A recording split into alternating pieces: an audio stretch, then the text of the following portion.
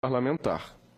No Brasil, nós acabamos de ver, e recém foi aprovado, um parlamentar que é grande devedor, deve 67 milhões de reais, ter sido designado, é da base do governo, do partido do governo, ter sido designado para ser o relator da MP 766.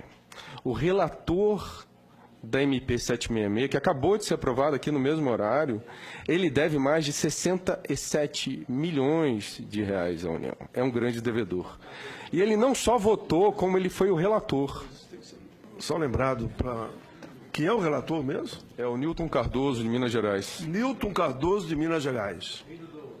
Deve 67 milhões e foi o relator da medida que deu anistia, é isso? Exatamente, presidente Paim. Aí também não dá.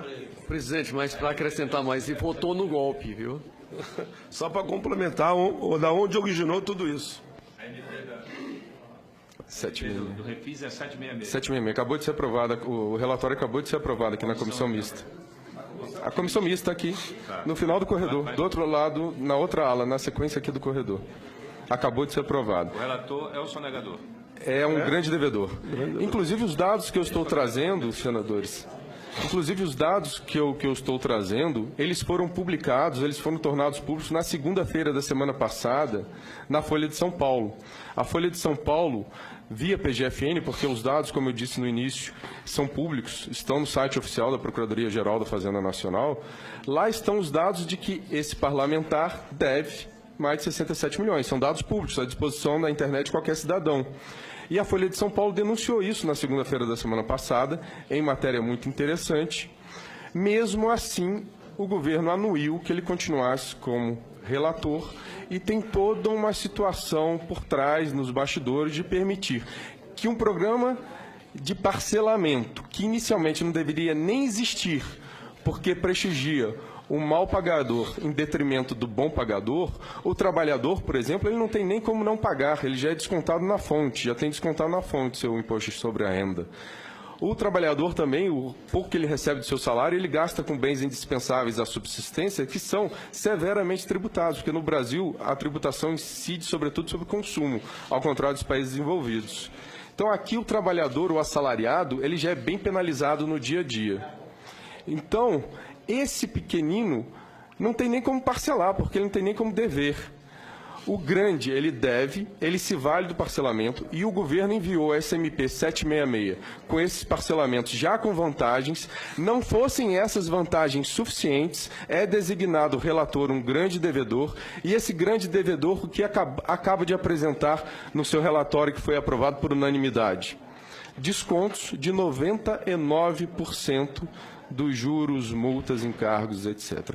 Ou seja, um grande devedor acabou de apresentar um relatório para anistiar as suas próprias dívidas em multas, juros, encargos.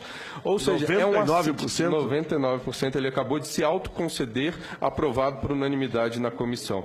E mais um detalhe, o parecer não estava nem publicado no site ainda aqui do Congresso. Votaram o parecer sem que naquele momento tivesse publicado o parecer que estava sendo votado. Então, essa situação é extremamente grave. Eu imagino que num país sério, um parlamentar desse nem sequer participasse da votação. Aqui ele participa e o governo anui que ele diga qual é o texto que será submetido à aprovação. Nós precisamos levantar quais são os senadores que têm dívidas pendentes, não é? Exatamente. Nessa reportagem, senador, publicado na Folha semana passada, na segunda-feira, se me permite, existe um levantamento dizendo que são 3 bilhões de reais apenas de dívidas de parlamentares aqui. Apenas deputados federais e senadores devem um total de 3 bilhões. Os parlamentares, fora o grande capital que eles representam. Ou seja, estão legislando em causa própria. Exatamente. Fazendo lei para beneficiar as próprias dívidas, para anistiar, para extinguir as próprias dívidas. Exato. Então, apenas para fazer essa denúncia também, gostaria de dizer que estão usando dinheiro do povo para financiar os seus próprios benefícios. Enfim, existe dinheiro, existe muito dinheiro, existe um órgão responsabilizado pela cobrança, sucateado e cada vez mais sucateado, porque não há interesse do governo que esse dinheiro seja cobrado. E existe ainda essas benesses todas, ou seja...